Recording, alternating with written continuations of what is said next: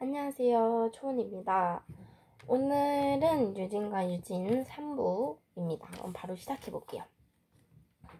드디어 큰 유진 어머니가 유진이에게 최신형 핸드폰을 사주었습니다. 큰 유진 어머니는 유진이 아쉽게 전교 10등에 못 오른 것뿐 성적이 예전보다 많이 올랐으니 사준 것이라고 이야기를 하였습니다. 큰 유진은 핸드폰을 사자마자 건우에게 자신의 전화번호를 알려주었습니다. 큰 유진은 그동안 소라가 나 대신 건우와 연락해준 거에 대해서 소라에게 정말 고마워했습니다. 큰 유진 어머니는 큰 유진과 건우와의 연락한 내용을 궁금해했고 둘은 서로 부끄러워하면서 연락하는 내용을 확인하고 나서 큰 유진 어머니는 그렇게 재미있지 않아서 아쉬워했습니다. 큰 유진 엄마는 유진이에게 건우는 공부 잘하니까 열심히 해 라고 이렇게 말을 하였습니다.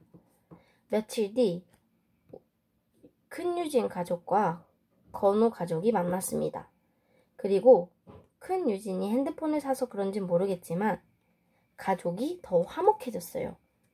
그래서 건우 가족을 만났을 때도 불편하지 않았고 편했습니다.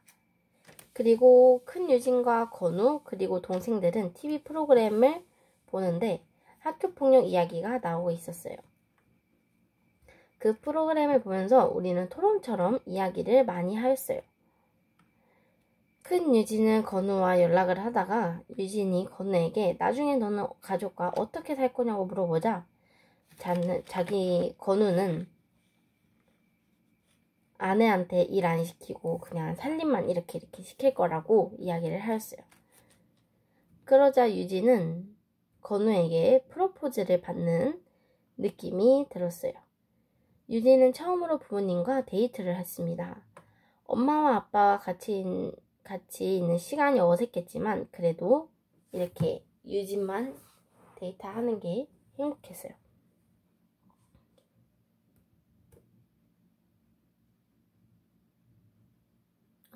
그리고 큰 유진은 어렸을 때부터 좋아하는 놀이가 큰 유진 집에 있는 모든 옷을 입는 건데 교복은 그렇게 좋아하지 않아서 입지 않았다고 했어요.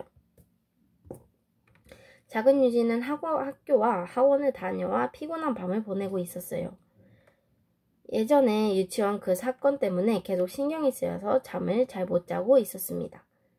작은 유진은 학원에 기말고사 대비를 들어갔어요. 그리고 같은 교과서와 같은 학교인 친구들과 같이 모여서 수업을 듣습니다. 작은 유진 학원은 성적으로 반을 나눴는데 큰 유진이 작은 유진이 있는 반으로 들어오자 작은 유진은 큰 유진이 자기 학원에 다니는 줄 모르고 많이 놀랐습니다. 작은 유진은 큰 유진과 같은 학원에 다니는 걸 안 후 큰 유진 눈치를 되게 많이 봤어요. 그리고 작은 유진은 큰 유진이 나타난 후 자기 인생에 피해를 주고 있는 것 같아 큰 유진을 원망스러워했습니다. 작은 유진은 마치 큰 유진이 만든 구덩이에 빠진 것 같다고 이야기를 하였습니다.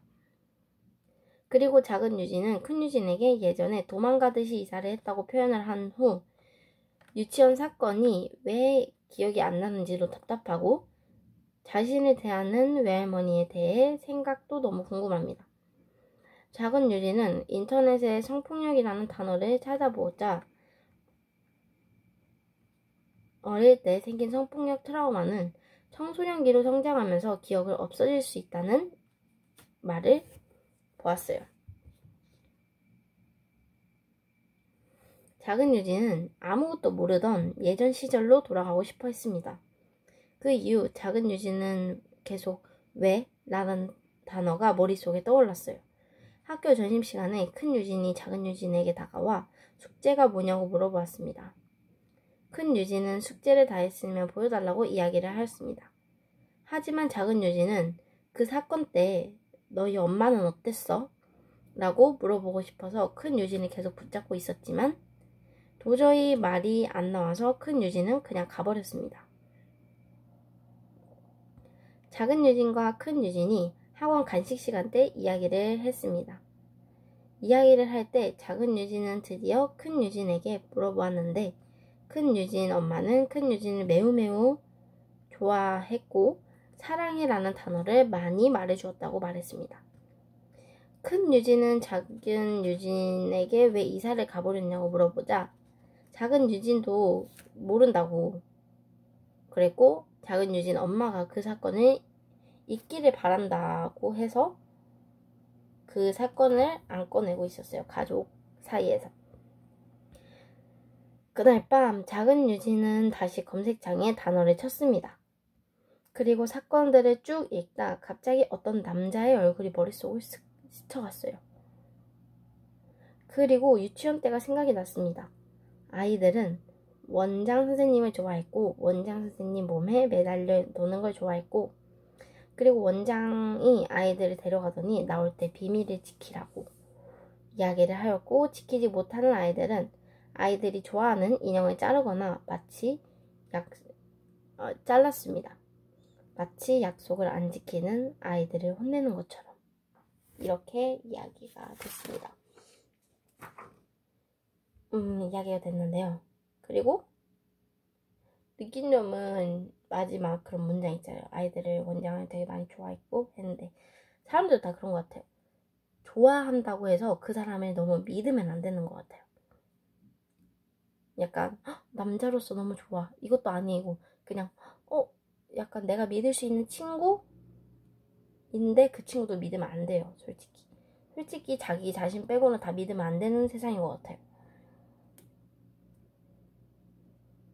그래서 이렇게 가까운 사이더라도 너무 그 사람한테 자신의 비밀 이런 거를 다 말하고 다니면 안 되는 것 같아요. 한번 겪어봤기 때문에. 그리고